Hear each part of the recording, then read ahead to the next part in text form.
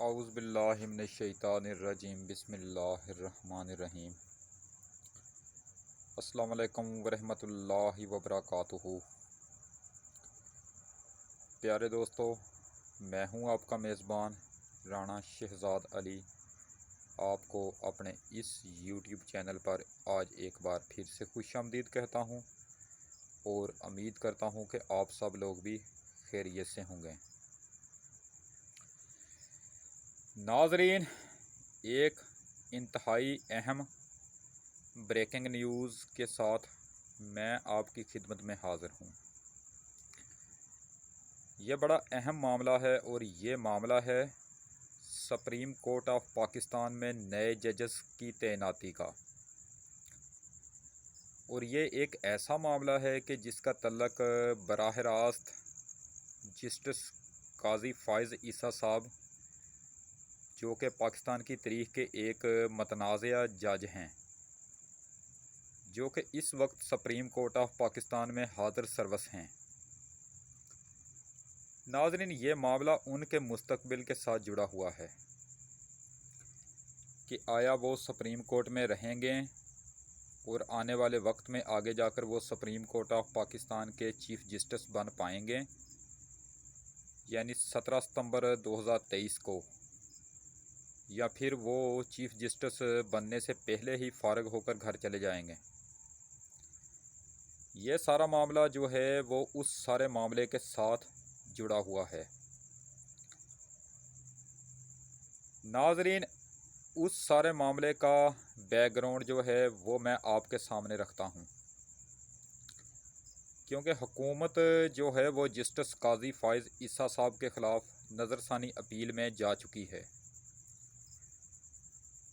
और उसके साथ साथ उनके ख़िलाफ़ एक नया सदारती रेफरेंस लाने की भी तैयारियां हो रही हैं। हुकूमती ज़राए का कहना है कि जस्टिस काजी फ़ाइज़ ईसा साहब का मामला अभी ख़त्म नहीं हुआ, लेकिन उन दिनों जो मामला दरपेश है वो है सुप्रीम कोर्ट ऑफ पाकिस्तान में नए जजेस की तैनाती का। नाज़रीन, मैंने आपको बताना ये है कि उन नए जजेस की तैनाती से जस्टिस काजी फ़ाइज़ ईसा साहब को फ़ायदा होना है या नुकसान, और हुकूमत और अदलिया के साथ कौन बड़ी गेम कर रहा है। नाज़रीन, आइन और कानून के मुताबिक सुप्रीम कोर्ट ऑफ पाकिस्तान में 17 जजेस का होना ज़रूरी है और इस वक्त सुप्रीम कोर्ट में जजेस की तादाद 15 है।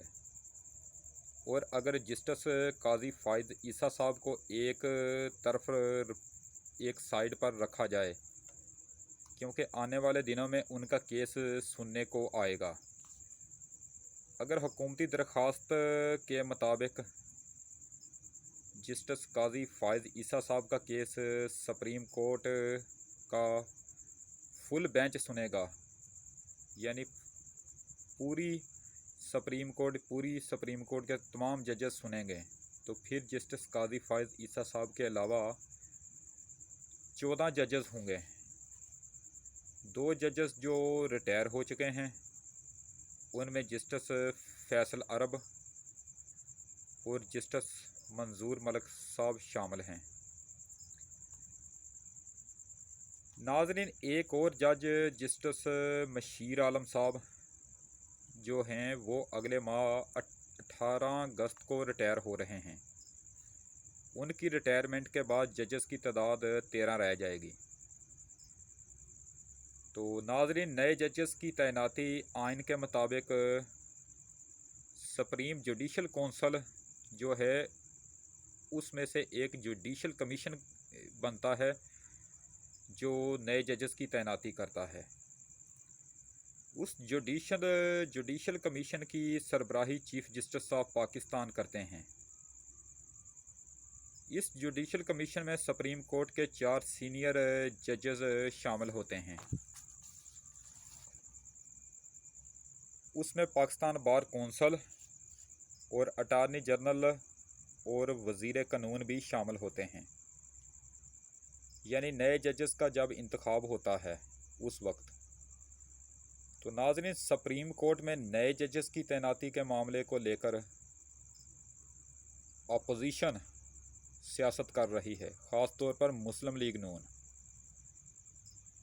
नाज़रीन, चीफ जस्टिस राना गुलजार अहमद साहब 1 फरवरी 2022 को रिटायर हो जाएंगे और उस बात का कभी इम्कान है कि 31 जनवरी 2022 से पहले पहले उस बात का फ़ैसला हो जाएगा कि जस्टिस काजी फ़ाइज़ ईसा साहब सुप्रीम कोर्ट ऑफ पाकिस्तान में रहेंगे या फिर घर चले जाएंगे।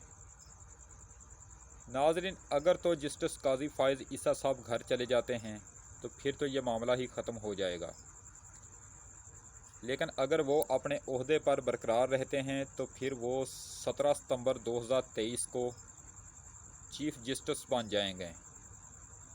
उनके चीफ़ जस्टिस बनने के 1 माह बाद यानी अक्टूबर 2023 को मुल्क में नए इलेक्शन होंगे और मुस्लिम लीग नून की किस्मत का फ़ैसला उनके हाथ में चला जाएगा और काजी फ़ाइज़ ईसा साहब नवाज शरीफ की ताहियात नाअहली ख़त्म करके उनको 2023 का इलेक्शन लड़ने का हक़ दे देंगे और नवाज शरीफ साहब इलेक्शन में धांधली करवाकर एक बार फिर वज़ीर आज़म बनकर सामने आ जाएंगे।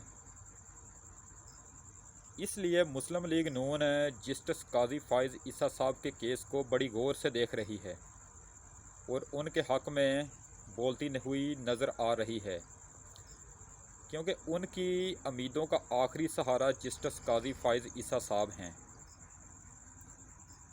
तो नाज़रीन, अब बात करते हैं उस अहम तरीन ख़बर की, उस अहम तरीन मामले पर जो कि आज अहम मामला दरपेश था।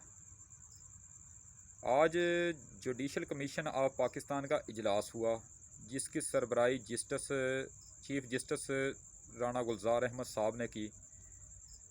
उस इजलास में बलूचिस्तान हाई कोर्ट के चीफ जस्टिस जमाल खान मंदोखेल की सुप्रीम कोर्ट में तैनाती की सिफारिश कर दी गई है, यानी उनको सुप्रीम कोर्ट लाया जा रहा है।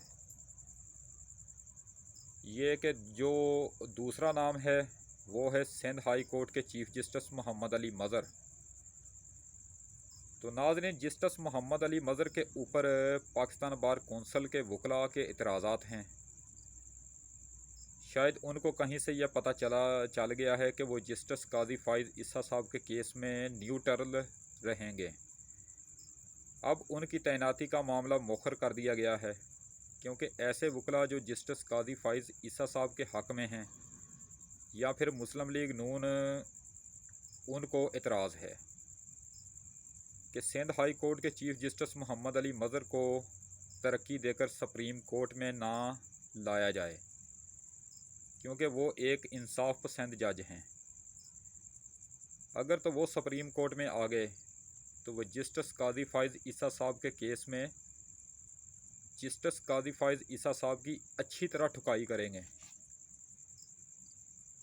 इसीलिए वकला बरादरी जो जस्टिस काजी फ़ाइज़ ईसा साहब के हक़ में है और मुस्लिम लीग नून, उन सब को इतराज़ है। तो इसी वजह से मुस्लिम लीग नून बढ़ चढ़कर मुखालफत कर रही है कि सिंध हाई कोर्ट के जो चीफ जस्टिस हैं मोहम्मद अली मज़र, उनको तरक्की देकर सुप्रीम कोर्ट में ना लाया जाए। और बलूचिस्तान के जो चीफ जस्टिस हैं मोहम्मद मंदो खान खेल, तो वो जो हैं उनसे काजी फ़ाइज़ ईसा साहब के अच्छे तल्लुकात हैं। अगर मुस्तकबिल में काजी फ़ाइज़ ईसा साहब का केस चला और वो उसमें मेंबर होंगे, अरकान होंगे केस सुनने में, तो वो यकीनन उनके हक़ में फ़ैसला देंगे, उनके ख़िलाफ़ नहीं जाएंगे। इसलिए मुस्लिम लीग नून को बलूचिस्तान के हाई कोर्ट के चीफ जस्टिस जो हैं उन पर कोई इतराज़ नहीं है कि उनको तरक्की देकर सुप्रीम कोर्ट में लाया जाए और सिंध हाई कोर्ट के जो चीफ जस्टिस हैं उनको तरक्की देकर सुप्रीम कोर्ट में ना लाया जाए। तो ये आज की अहम ब्रेकिंग न्यूज़ थी जो मैंने आप तक पहुंचाई, और इस फसादात और एतराज़ात की वजह से चीफ़ जस्टिस राणा गुलजार अहमद साहब ने सिंध हाई कोर्ट के चीफ़ जस्टिस मोहम्मद अली मज़र की तैनाती को वक्ती तौर पर रोक दिया है। अब देखते हैं कि आगे क्या होता है, कौन कौन से नए जजेस तैनात होते हैं सुप्रीम कोर्ट ऑफ पाकिस्तान में। ये आने वाले वक्तों में, आने वाले दिनों में आप सबके सामने आ जाएगा। तो नाज़रीन, अब तक के लिए इतना ही काफ़ी है। इंशाअल्लाह ताला नेक्स्ट टाइम आपसे अगली वीडियो में मुलाकात होगी। उस वक्त तक के लिए मैं आपसे इजाज़त चाहता हूँ। अगर वीडियो पसंद आए तो काइंडली उसको लाइक ज़रूर किया करें। अगर वीडियो नापसंद भी आए तो भी इस वीडियो को डिसलाइक किया करें। और अगर आप मेरी इसी वीडियो को आगे अपने दोस्तों को फेसबुक, व्हाट्सएप, इंस्टाग्राम और ट्विटर पर शेयर करते हैं तो ये आपकी बहुत बड़ी करम नवाज़ी होगी, बहुत बड़ी मेहरबानी होगी।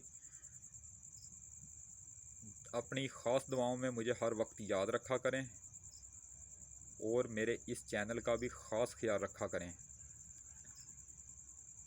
अगर आप मुझसे किसी टॉपिक पर वीडियो बनवाना चाहते हैं या मुझे किसी मशवरे से, कीमती मशवरे से नवाजना चाहते हैं या मुझे गाइड करना चाहते हैं तो फिर आप नीचे कमेंट बॉक्स में अपना कीमती कमेंट लिख कर मुझे आगाह कर सकते हैं। तो अब मैं आपसे इजाज़त चाहता हूँ।